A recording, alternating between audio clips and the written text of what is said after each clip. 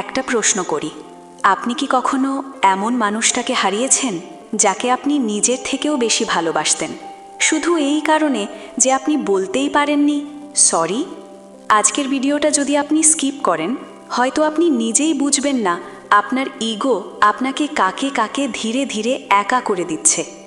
আজ আমরা কথা বলবো ভালোবাসায় ইগো কেন ঢুকে পড়ে, ক্ষমা চাইলে কি মানুষ ছোট হয়, নাকি ক্ষমা চাইতে না পারলেই মানুষ ছোট হয়, আর সবচেয়ে বড় কথা, ভালোবাসায় ইগো জিতলে আসলে কে হারে?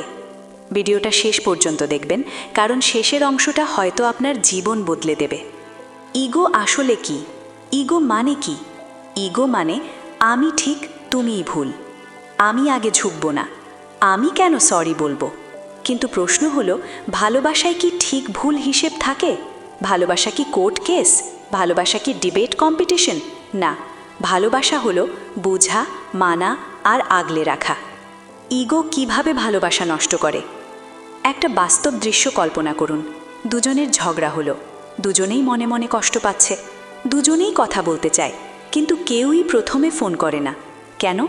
কারণ ও আগে কল করুক, আমি কেন যাব, আমার সেলফ রেসপেক্ট আছে। আর এভাবেই দিনের পর দিন কথা কমে, দূরত্ব বাড়ে, ভালোবাসা আস্তে আস্তে নীরব হয়ে যায়। শেষে কেউ বলে আমরা আর আগের মতো নেই, কিন্তু সত্যটা হলো আমরা ইগোর কাছে হেরে গেছি। ক্ষমা চাওয়া কি দুর্বলতা? এখন আসি সবচেয়ে গুরুত্বপূর্ণ প্রশ্নে, ক্ষমা চাইলে কি মানুষ ছোট হয়? না, বরং ক্ষমা চাইতে পারে কেবল সেই যে নিজের ভুল মানতে জানে, যে সম্পর্ককে ইগোর ওপরে রাখে, যে ইমোশনালি স্ট্রং। দুর্বল মানুষ ইগো ধরে রাখে, শক্ত মানুষ সম্পর্ক ধরে রাখে। একটা লাইন মনে রাখবেন, যে ক্ষমা চাইতে পারে সে হারতে জানে না, সে জিততে জানে।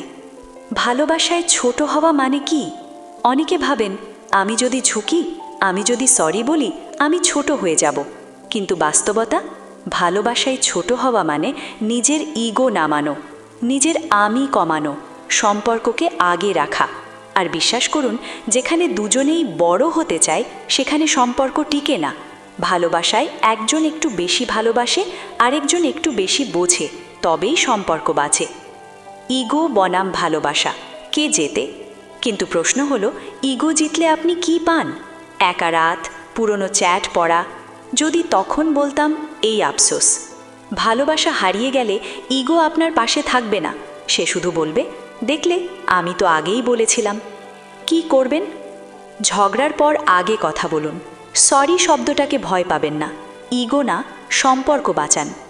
মনে রাখুন, আপনি হারছেন না, আপনি ভালোবাসছেন। একটা মেসেজ, একটা কল, একটা সম্পর্ক বাঁচিয়ে দিতে পারে। যদি আজও আপনার জীবনে কেউ থাকে যার সাথে কথা বলা দরকার, আজ ইগো নয়, আজ ভালোবাসাকে জেতান। ভিডিওটা ভালো লাগলে লাইক করুন, সাবস্ক্রাইব করুন, কমেন্টে লিখুন আমি ইগো না, ভালোবাসা বেছে নিলাম। কারণ ভালোবাসায় জিততে হলে কখনো কখনো ছোট হতে হয়।